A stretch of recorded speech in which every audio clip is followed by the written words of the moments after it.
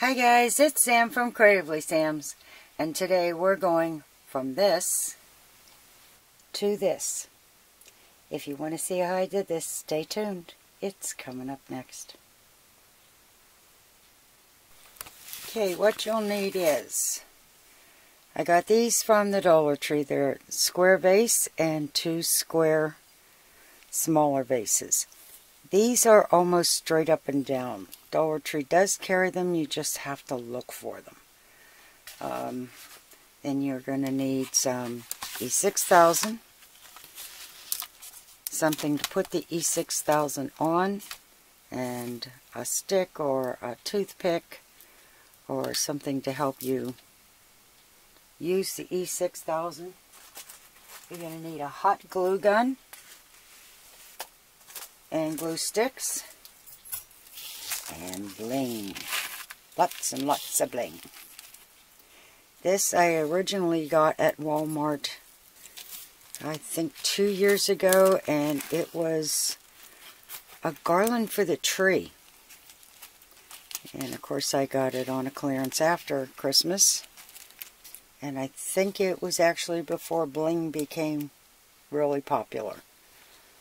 So there was plenty left over. I got 3 or 4 packs of this. Okay, the reason that you need the hot glue with the E6000 is glass has a tendency to cool very fast, and if the hot glue really doesn't stick long, so we're going to use a combination, and you've seen me do this before. And you're also going to need a pair of scissors to cut the bling. And I'm going to start on the vase first. I'm going to put a little puddle of the E6000 on a plastic lid, because if I were to put it on a styrofoam plate, it has a tendency to eat through. Okay, the first thing I'm going to do is, because E6000 stays moist longer, I'm going to put a little bit of that on the back of the bling, and I'm going to leave the first row for the hot glue. And I'm just putting this on the back of the rows because I don't want this to ooze through. And I'm just going to do a couple at a time.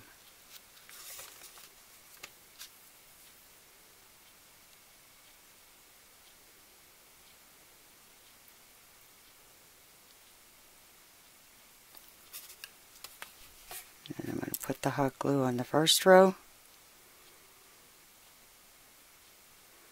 And I'm going to start at the bottom and work my way up.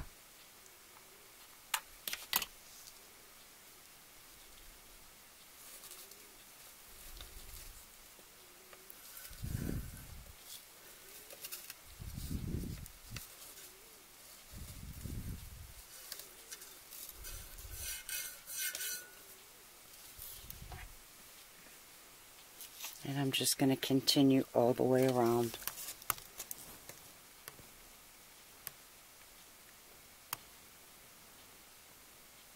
And the E6000 stays wet long enough where you have time to play with this just a little bit.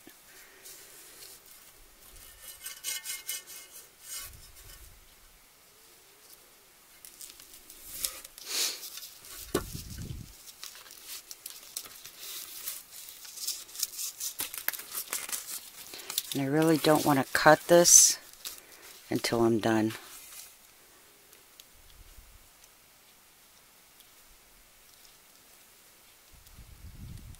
But I'll be back after I get the first row done.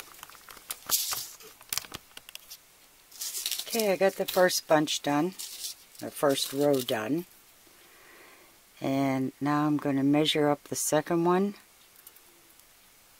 And this is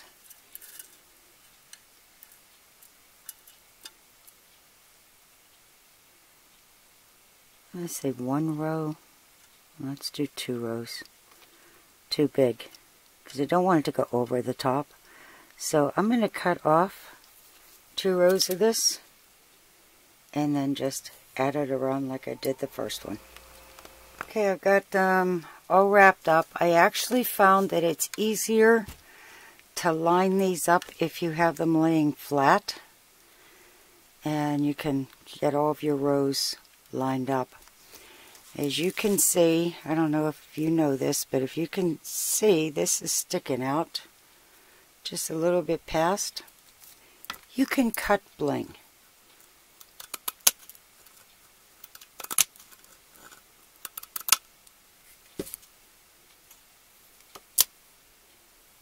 You can see it just cut right down the middle. So I'm going to set this aside to dry, and I'm going to get started on the little vases while that's drying. I forgot about the amount of fumes that comes out of E6000. So I got my fan out so that it's blowing the fumes away from me. Winter. And right now it's about 3 below zero, so I'm not opening windows. So you might want to do one of these at a time. But anyway, on the little vase, I concentrated on keeping the top as even as I could. And then the side here, I cut, and I'm just going to add a little stone in here and there, and that one will be covered. Like I said, you need ventilation with E6000, so a fan is a good idea, or one project a day. Okay, they're all done, except you can see how this is sticking out more at the bottom because these are slightly angled. So I'm just going to cut right through the bling.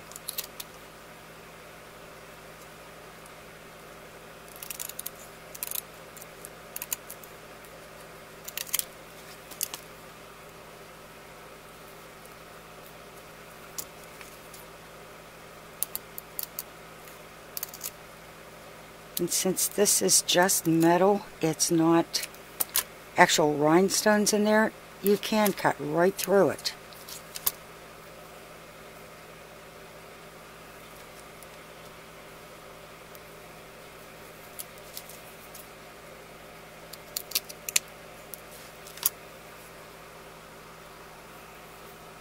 And there you go. And you could leave it like this if you want. I have other plants. But then again, I am me, and I always have to do more. So we'll be back. Oh, if you get E6000 on your hands, you can use nail polish remover if it's on there a lot. I had it all over my fingertips. I don't usually, but I used Dawn foam, and that really did a great job getting that off. And I do need a manicure now. Okay, we'll be back. Okay, I got out a bunch of my oversized rhinestones. Remember, I'm using up supplies. And I really like the idea of the square with the square, but at an angle.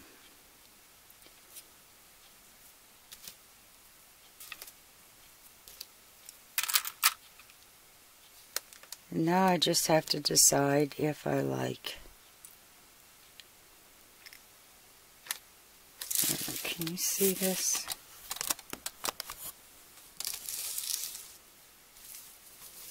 I don't know if I like the rectangle or the oval with this. I'll have to think about it, and I'll be back. Well, I can't decide if I like the rectangles going up and down or sideways.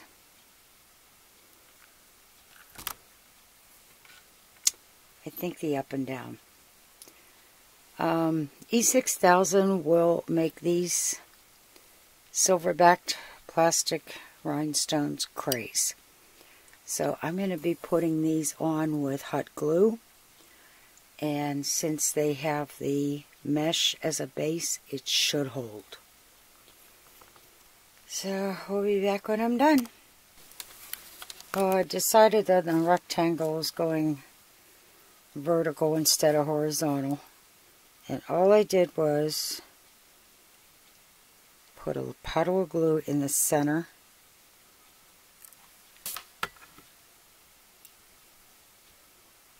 decided where I wanted it, and pressed. And that glue just went in between the mesh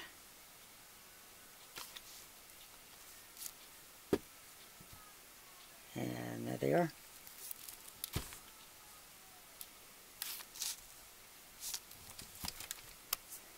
And I actually have a little bit left over,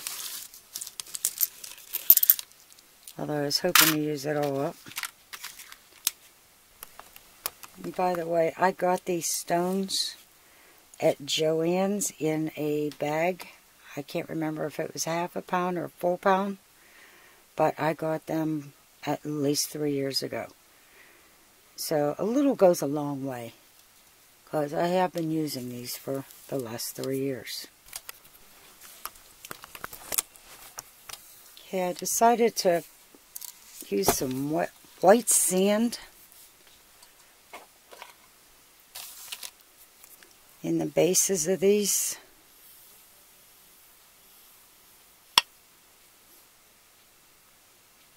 And I'm only putting a little in there, just enough to hold a candle. And I got this sand at the Dollar Tree.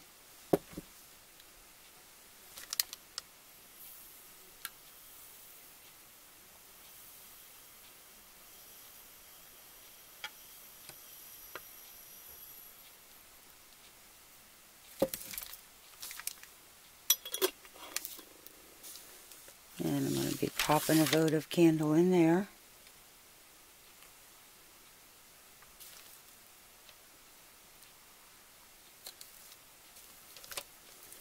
And since Valentine's Day is right around the corner, I'm going to put some florals in here.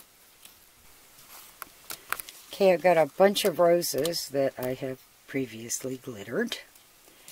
And I'm going to put these together like I did when I did my how to make a corsage. And if you haven't seen that, I'll see if I can find it and link it below. It's one of my most viewed. And all you do is you take some floral tape, and floral tape sticks to itself when you give it a slight stretch. So you get it on there and you just stretch and twist. And I'm starting with the one rose bud that I have, and then I'm going to start adding to either side. And I'm going to twist this down until this rose tucks in and there's room to go around.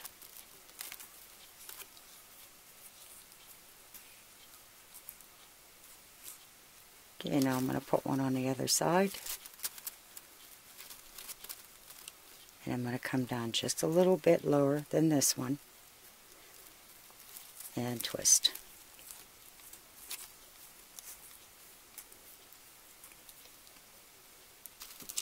This not only makes a nice little bouquet, but it'll lengthen your stem if they're short, which mine usually are, because I cut them short as soon as I get them.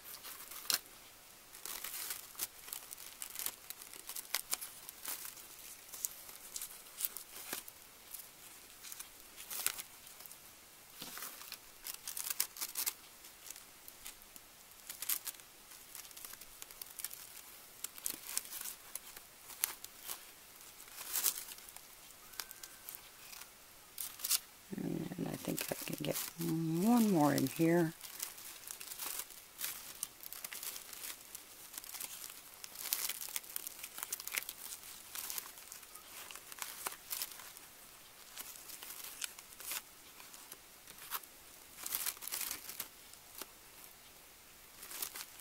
tuck another one in there. And once I have all these taped together, they can be stretched out.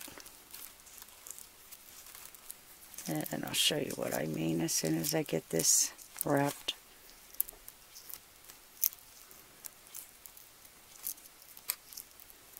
And full tape just tears off. And right now you've got a nice tight bouquet. But since these roses are wire, you can pull them down and make it a lot broader.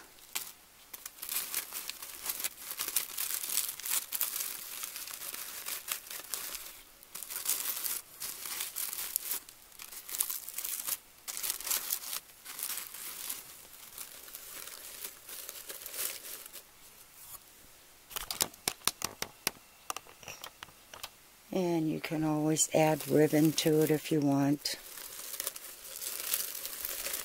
Greenery, baby breath, whatever you want. So I'm going to light these candles up and we'll see how it looks.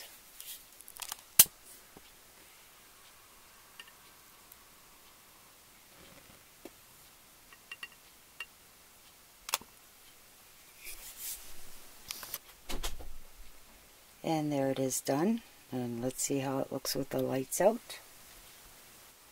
And there it is with the lights out.